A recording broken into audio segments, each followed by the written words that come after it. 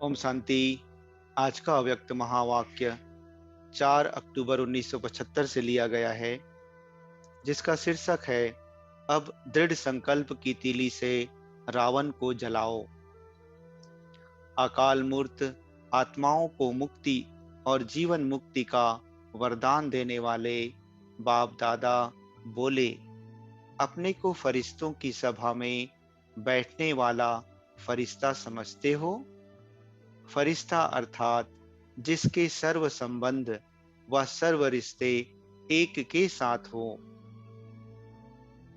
एक से सर्व रिश्ते और सदा एक रस स्थिति में स्थित हों, एक एक सेकंड, एक एक बोल, एक की ही लगन में और एक की ही सेवा प्रति हो, चलते फिरते, देखते बोलते और कर्म करते हुए व्यक्त भाव से न्यारे अव्यक्त अर्थात इस व्यक्त देह रूपी धरनी की स्मृति से बुद्धि रूपी पांव सदा ऊपर रहे अर्थात उपराम रहे।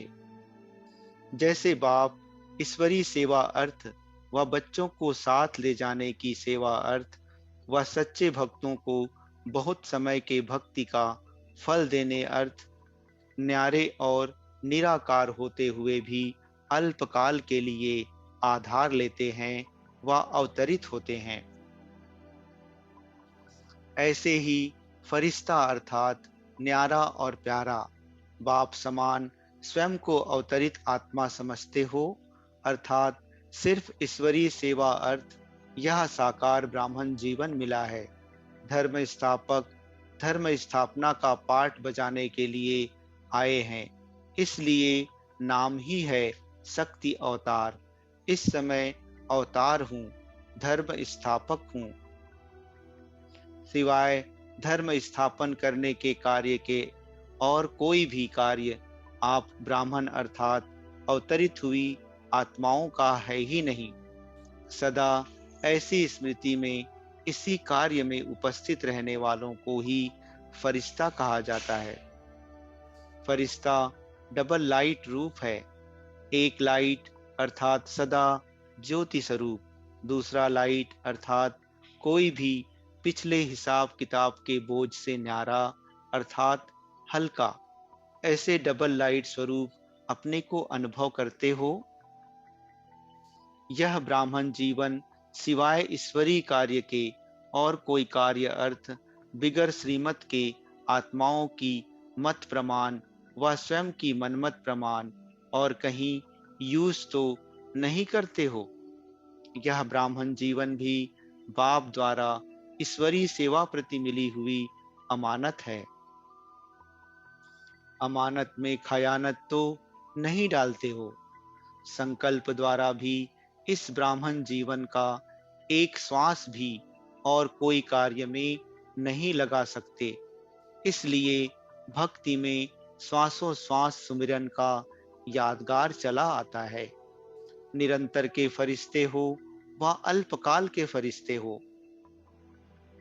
जैसे भक्ति में भी नियम है कि दान दी हुई वस्तु व अर्पण की हुई वस्तु कोई अन्य कार्य में नहीं लगा सकते, तो आप सब ने ब्राह्मण जीवन में बाप दादा से पहला वायदा क्या किया, याद है व भूल गए हो?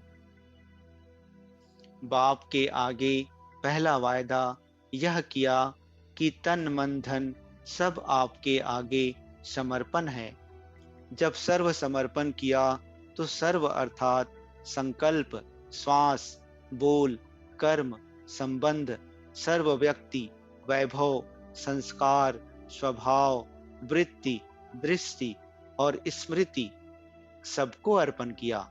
इसको ही कहा जाता है समर्पण।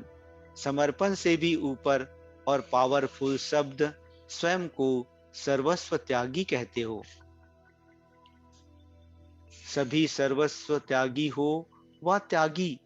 सर्वस्व त्यागी अर्थात जो भी त्याग किया, संबंध, संपर्क, भाव, स्वभाव और संस्कार, इन सब को पिछले 63 जन्मों के रहे हुए हिसाब किताब के अंश को भी वंश सहित त्याग किया हुआ है, इसलिए सर्वस्व त्याग कहा जाता है। ऐसे सर्वस्व त्यागी जिनका पिछला हिसाब वंश सहित समाप्त हो गया, ऐसा सर्वस्व त्यागी कभी संकल्प भी नहीं कर सकता कि मेरा पिछला स्वभाव और संस्कार ऐसा है। पिछला हिसाब अब तक कभी कभी खींचता है वह कर्म बंधन का बोझ, कर्म संबंध का बोझ, कोई व्यक्ति व वैभव के आधार का बोझ मुझ आत्मा को अपनी तरफ आकर्षित करते हैं। यह संकल्प व बोल सर्वस्व त्यागी के नहीं है।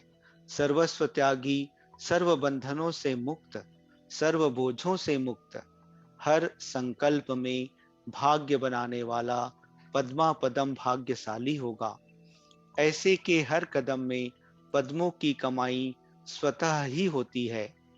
ऐसे सर्वस्व त्यागी होना, शब्द के अर्थ स्वरूप में स्थित होना, बोलने वाले नहीं लेकिन करने वाले और अनेकों को कराने वाले होना। मुश्किल तो नहीं लगता है, मुश्किल लगने का तो सवाल ही नहीं होता, सवाल ही नहीं उठना चाहिए, क्योंकि ब्राह्मण जीवन का धर्म और कर्म ही यह है।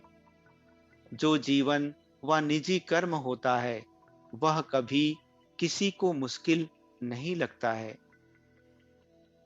मुश्किल तब लगता है जब अपने को अवतरित हुई आत्मा अर्थात शक्ति अवतार नहीं समझते हो।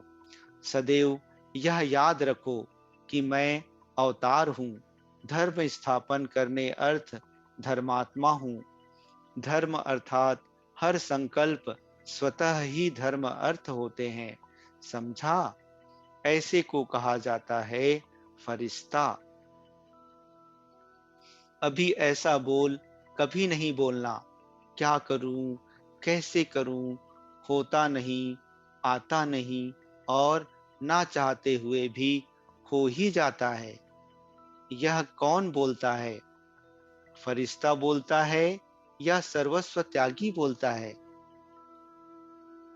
मास्टर सर्वशक्तिवान और यह बोल, दोनों की तुलना करो। मास्टर सर्वशक्तिवान, यह बोल बोल सकता है? क्या अनेकों को बंधन मुक्त करने वाली आत्मा ऐसा बोल बोल सकती है? यह बंधन मुक्त आत्मा के बोल हैं। परंतु आप तो सभी बंधन मुक्त आत्मा हो।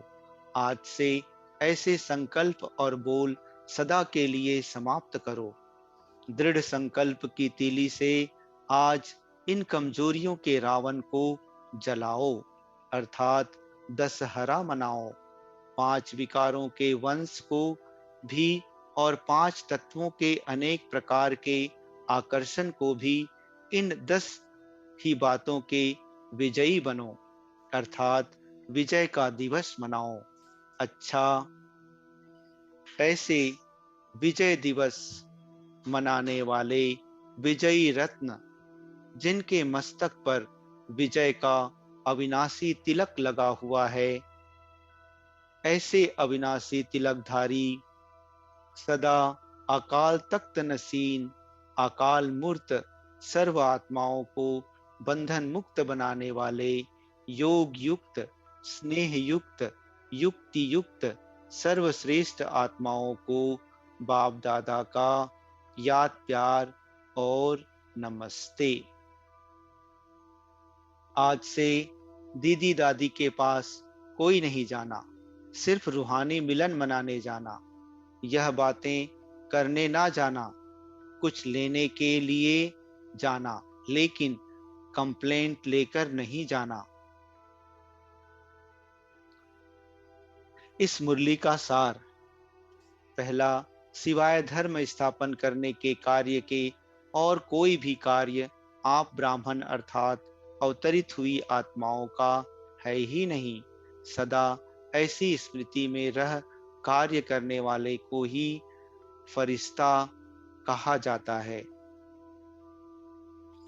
दूसरा, फरिश्ता डबल लाइट रूप है।